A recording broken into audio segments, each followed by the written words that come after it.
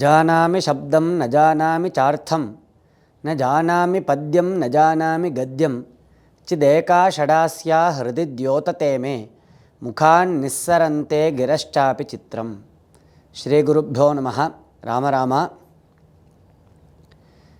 2026 March மாதம் 3ஆம் தேதி லூனார் எக்லிப்ஸ், அதாவது சந்திர கிரகணம் சம்பவிக்கிறது. கேதுகிரஸ்த சந்திர கிரகணம் இது. எக்லிப்ஸ் அப்படிங்கிறத பொறுத்த வரைக்கும் அது ஒரு சயின்டிஃபிக்கான ஒரு விஷயம். கிரகங்களுக்குள்ளே நடைபெறக்கூடியதான ஒரு சயின்டிஃபிக்கான ஒரு விஷயம் அப்படின்னு விஞ்ஞானிகள் பார்வையில் அது இருக்குது. ஆனால் சாஸ்திரங்களை பொறுத்த வரைக்கும் சகல தர்மசாஸ்திரங்களும் புராணங்களும் இதிகாசங்களும் ஸ்மிருதிகளும் இதை ஒரு புண்ணிய காலமாக, அதாவது இந்த எக்லிப்ஸ் நடைபெறக்கூடியதான சமயத்தை பெரிய புண்ணிய காலமாக விவரிக்கிறது. அதுக்கு தான் கிரகணம் அப்படின்னு பேர். உபராகா அப்படின்னு இதை சொல்லுவாள்.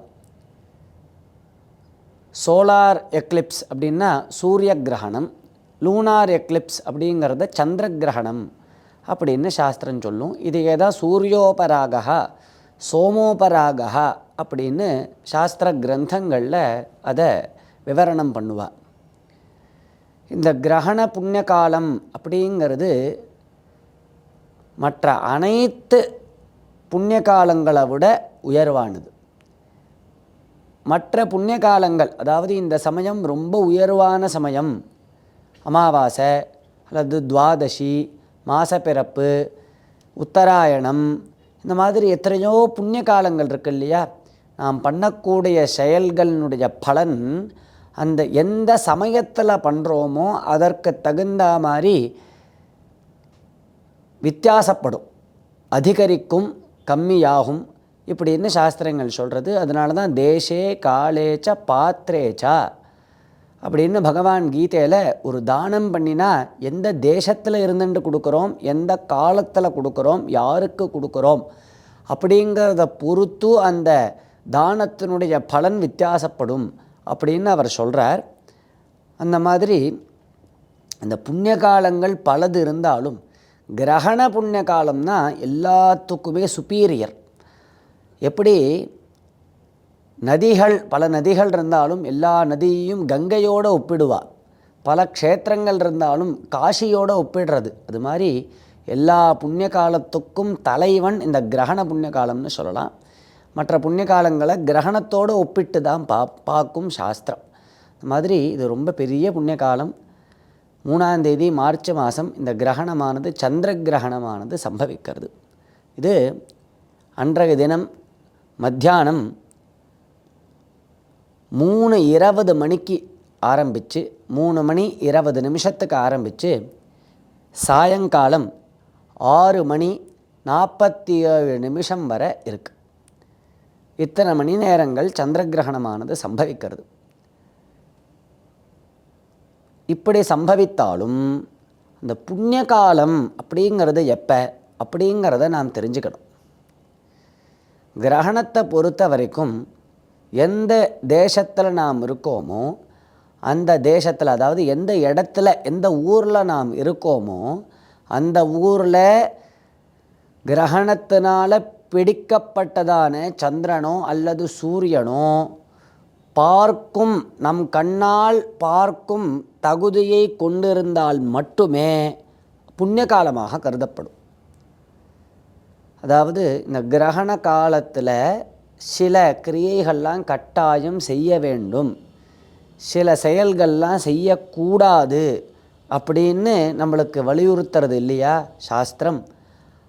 அந்த ஒரு நியமம் கட்டாயம் பண்ண வேண்டும் என்பதும் கட்டாயம் செய்யக்கூடாது என்பதும், இந்த கிரகண தோஷம் என்கிறதும் புண்ணிய காலம் என்பதும், கண்ணால் சந்திரனையும் சூரியனையும் கிரகண சமயத்தில் நம்மால் பார்க்க முடிந்தாலே, அதாவது நம்மால் பார்க்கும் யோக்கியத்தையை, அந்த சாமர்த்தியத்தை இந்த கிரகணத்தால் பீடிக்கப்பட்டதான சூரியனோ சந்திரனோ கொண்டிருந்தால் மட்டுமே புண்ணிய காலம் அந்த தேசத்தில், இப்படி சாஸ்திரம் சொல்லும்.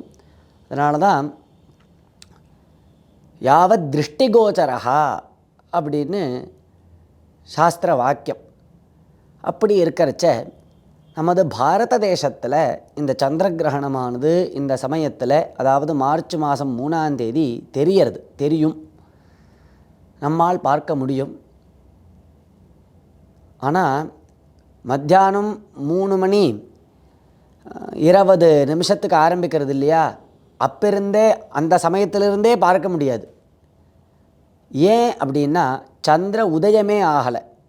சந்திரோதயம் எப்போ ஆறுதோ அப்புறம்தான் சந்திரனை பார்க்க முடியும். சூரியன் உதிச்சாதான் எப்படி சூரியனை பார்க்க முடியுமோ அது மாதிரி சந்திரோதயம் ஆனால் தான், சந்திரன் உதிச்சாதான் சந்திரனை பார்க்க முடியும். சூரியனுக்கு உதயம் அஸ்தமனம் இருக்கா மாதிரி சந்திரனுக்கும் உதயம் அஸ்தமனம் ஒவ்வொரு நாளும் இருக்குது.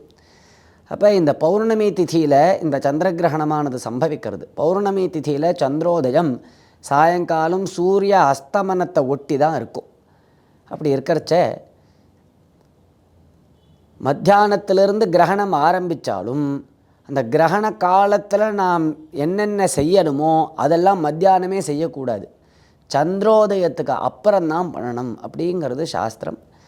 இந்த சந்திரோதயமானது ஒவ்வொரு ஊர்லேயும் வித்தியாசப்படும். இன்னும் ஒரு விஷயத்தை இந்த இடத்துல நாம் தெரிஞ்சுக்கணும். கிரகணம் பல விதம் உள்ளது. முழுமையான கிரகணம், அதாவது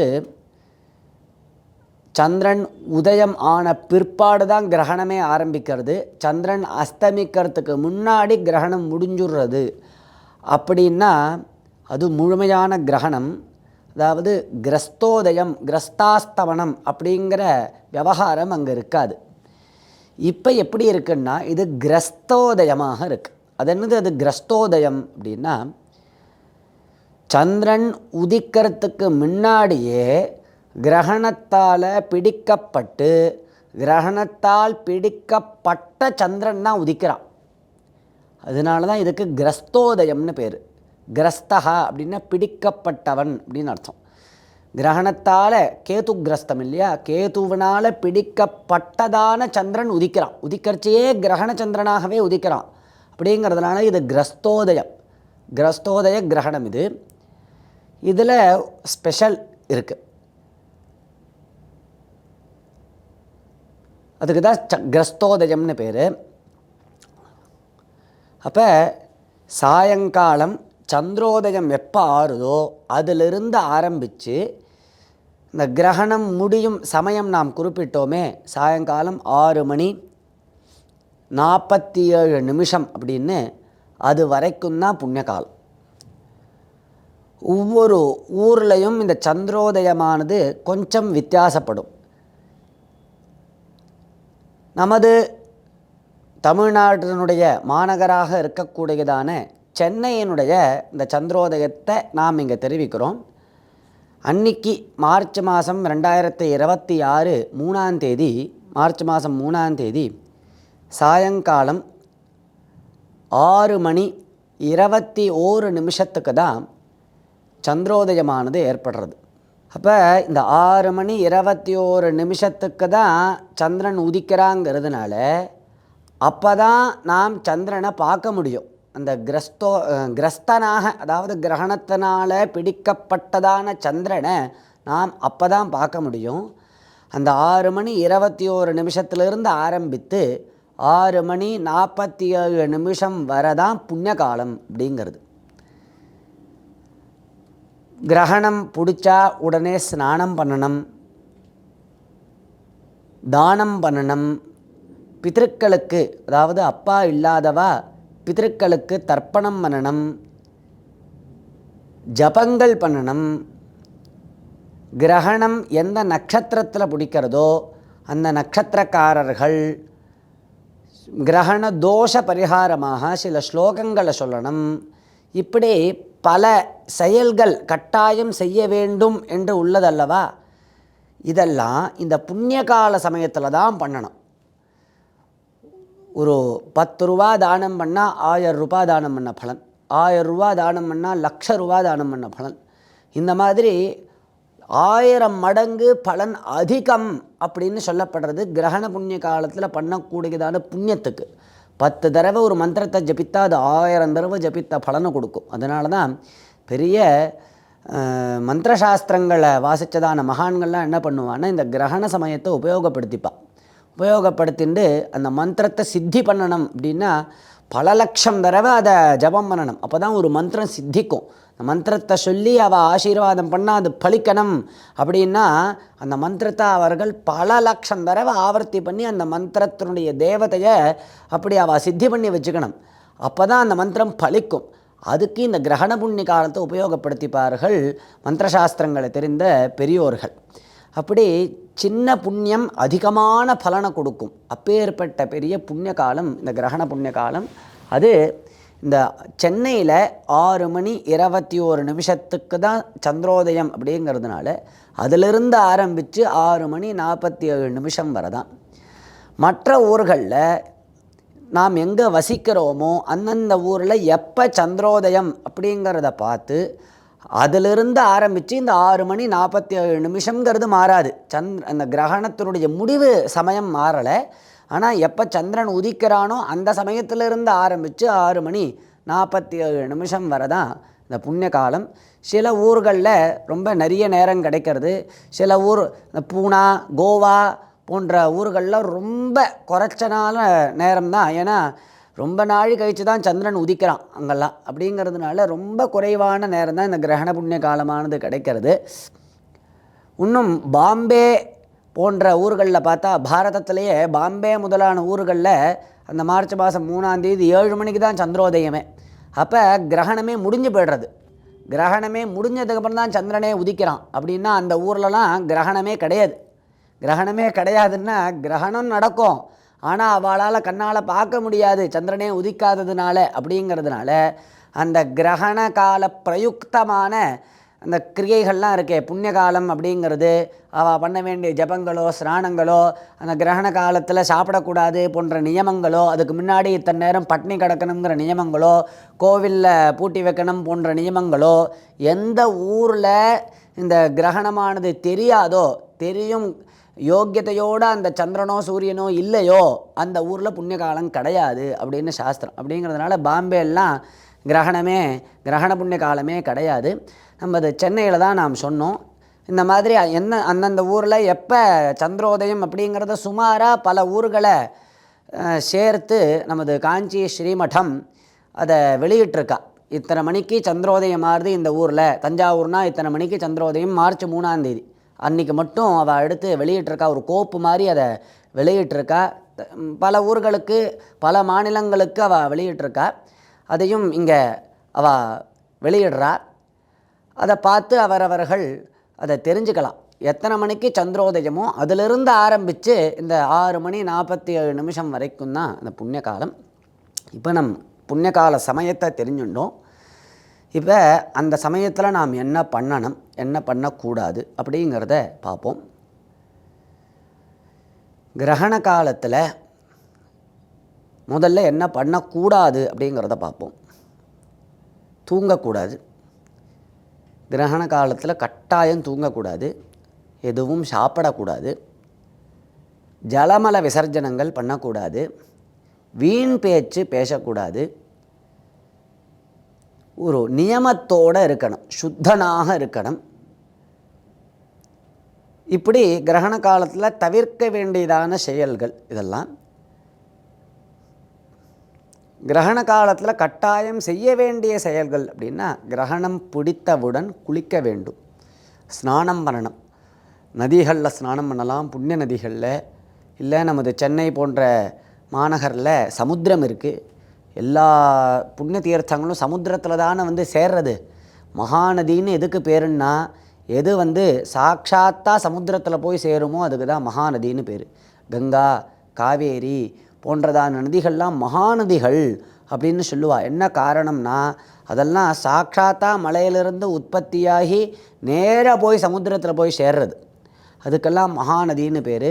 அப்பேற்பட்ட மகாநதிகள் எல்லாம் சமுத்திரத்தில் சங்கமமாக இருக்குங்கிறதுனால இந்த கிரகண புண்ணிய காலத்தில் சமுத்திரத்தில் ஸ்நானம் பண்ணுறது மகா புண்ணியத்தை கொடுக்கும். குறைச்ச நேரமாக இந்த கிரகண புண்ணிய காலம் இந்த தடவை நம்மளுக்கு கிடச்சிருக்கு அப்படிங்கிறதுனால இந்த சங்கல்பம் போன்றவைகள்லாம் சுருக்கமாக பண்ணிட்டு ஸ்நானம் பண்ணணும். கிரகணம் பிடிச்ச உடனே ஸ்நானம் பண்ணணும். அப்பா இல்லாதவர்கள் இந்த கிரகண காலத்தில் கட்டாயம் தங்களுடைய பிதர்களுக்கு தர்ப்பணம் செய்ய வேண்டும். கிரகண ஸ்ராத்தத்தை, கிரகணகால ஸ்ராத்தத்தை தர்ப்பண ரூபமாகவோ எந்த வடிவில் செய்ய முடியுமோ அந்த வடிவில் அவசியம் அனுஷ்டிக்க வேண்டும். மற்றும் இந்த கிரகணம் மகா நட்சத்திரம், பூர நட்சத்திரம், உத்தரம், பரணி, பூராடம் இந்த நட்சத்திரத்தில் பிறந்தவர்களுக்கெல்லாருக்கும் சம்பவிக்கிறது. அதாவது இந்த நட்சத்திரத்தில் பிறந்தவர்கள் எல்லாரும் இந்த கிரகண தோஷ பரிகாரத்தை கட்டாயம் செய்து கொள்ள வேண்டும்.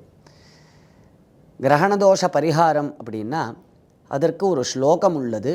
அந்த ஸ்லோகத்தை துணியிலையோ அல்லது பண ஓலையிலையோ எழுதி தங்களுடைய சரீரத்தில் உடலில் படுற மாதிரி இந்த கிரகண புண்ணிய காலம் முழுவதும் வைத்து கொள்ள வேண்டும். முதல்ல கிரகணம் பிடிச்ச உடனே குளிக்கணும். நதியில் குளிக்க முடிஞ்சால் குளிக்கணும், இல்லை சமுத்திரத்தில் குளிக்கலாம், இல்லை குளங்களில் குளிக்கலாம், இல்லை கிணத்துல குளிக்கலாம், இல்லை வீட்டில் பாத்ரூம்லையாவது குளிக்கணும். குளிக்காமல் இருக்கக்கூடாது. குளிச்சுட்டு இந்த ஸ்லோகத்தை ஜெபிக்கணும். எல்லாருமே குளிக்கணும். இந்த நட்சத்திரக்காரர்கள் மட்டும் இல்லை, எல்லாரும் ஆண்களும் குளிக்கணும், ஸ்திரீகளும் குளிக்கணும், அத்தனை பேரும் குளிக்கணும். குளிச்சுட்டு சுத்தர்களாக இருக்கணும். அப்பாவுக்கு தர்ப்பணம் பண்ண வேண்டியவர்கள், அப்பா இல்லாதவர்கள் தர்ப்பணம் செய்ய வேண்டும். இந்த நட்சத்திரக்காரர்கள் இந்த ஸ்லோகத்தை சொல்லணும். யோசௌ வஜ்ரதரோ தேவஹ ஆதித்யானாம் பிரபுர்மதஹ சஹஸ்ர கிரணச்சந்திரஹ கிரகபீடாம் வியபோஹது. இந்த ஸ்லோகத்தை ஒரு துணியிலையோ அல்லது பண ஓலையிலையோ எழுதி தன்னுடைய உடலில் படுற மாதிரி வச்சுண்டு இந்த ஸ்லோகத்தை மறுபடியும் மறுபடியும் மறுபடியும் ஜெபிச்சு கொண்டே இருக்கணும். தானம் பண்ண வேண்டும். நாம் முன்பே சொன்ன மாதிரி நாம் எந்த அளவுக்கு தானம் பண்ணுறோமோ அதை விட 1000 மடங்கு அதிகமான புண்ணியம் நம்மளுக்கு கிடைக்கிறது இந்த கிரகண புண்ணிய காலத்தில் பண்ணக்கூடிய தானத்துக்கு. அப்போ நமது சக்திக்கு தகுந்த மாதிரி ஸ்வர்ண தானமோ அல்லது என்ன முடிஞ்சதோ வஸ்திர தானமோ திரவிய தானங்களோ கட்டாயம் செய்ய வேண்டும். அப்போ எடுத்துகிட்டு போய் பொறுத்தார்கிட்ட கொடுக்க முடியல அப்படின்னாலும் அதை எடுத்து அந்த திரவியத்தை என்ன நாம் கொடுக்கணும்னு நினைக்கிறோமோ அதை எடுத்து கீழே மனசால் தானம் பண்ணுறேங்கிற ஒரு பாவனையோடு எடுத்து பூமியில் வச்சுடலாம். அப்படி இல்லைன்னா இந்த காலத்தில் ஆன்லைன் வசதி நிறைய இருக்குது. அதனால் பல ஏழைகளுக்கு தானம் பண்ணலாம். கோஷாலைகள் இருக்குது, பல பாடசாலைகள் இருக்குது. அது எல்லாத்துக்கும் இந்த சமயத்தை உபயோகப்படுத்தி நாம் தானங்கள் செய்தோம் என்றால் அது அதிகமான பலனை நம்மளுக்கு கொடுக்கும். பல பாபங்கள் நிவர்த்தியாகிறதுக்கு இது காரணமாக இருக்கும். இந்த புண்ணிய காலத்தை நாம் உபயோகப்படுத்திக்கணும்.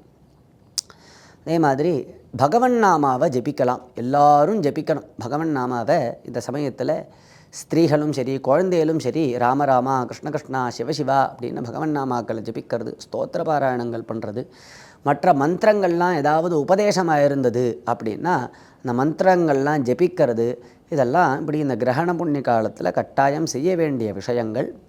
கிரகணத்துக்கு முன்பு சில மணி நேரம் முன்பு சாப்பிடக்கூடாது அப்படின்னு சாஸ்திரம் சொல்கிறது. அதாவது கிரகண சமயத்தில் நமது ஸ்டொமக் எம்டியாக இருக்கணும். அந்த போஜனங்கள் ஆகாரம் வயத்தில் இருக்கக்கூடாது அப்படின்னு சாஸ்திரத்தினுடைய அபிப்பிராயம். அது ரொம்ப பாதிக்கும். அப்படி நம்ம சரீரத்தில் உணவு இருந்ததுன்னா அது பலவிதமான வியாதிக்கு காரணமாக இருக்கும் அப்படின்லாம் சொல்கிறது. அப்படிங்கிறதுனால இதுவும் கிரஸ்தோதயமாக இருக்கிறதுனால இந்த சந்திர கிரகணத்தன்னைக்கு பகல் முழுவதும் உபவாசம் இருக்கணும். அதாவது 3ஆம் தேதி கார்த்தால பகல் பொழுது முழுக்க எதுவும் சாப்பிடக்கூடாது. 2ஆம் தேதி ராத்திரி சாப்பிட்ட சாப்பாட்டோட சரி. அப்புறம் சாயங்காலம் சந்திரன் கிரகணம் முடிஞ்சு 6:47க்கு அப்புறம் குளிக்கணும். கட்டாயம் குளிக்கணும். கிரகண தோஷம் போகிறதுக்கு கிரகணம் விட்ட ஸ்நானம் பண்ணிவிட்டு சாப்பிட்ணும். இதுதான் முக்கிய பட்சம் அப்படின்னு சாஸ்திரம் சொல்லும். இப்படி தான் இருக்கணும்.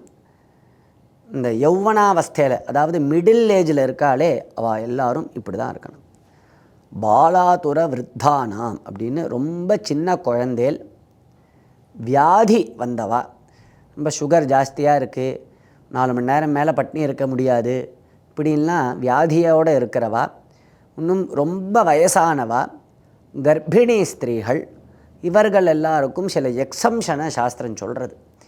அதனால அவள்லாம் ஒரு 9 மணி கார்த்தால 9 மணி 10 மணிக்குள்ளே ஏதோ கொஞ்சமாக ஆகாரத்தை எடுத்துக்கலாம்.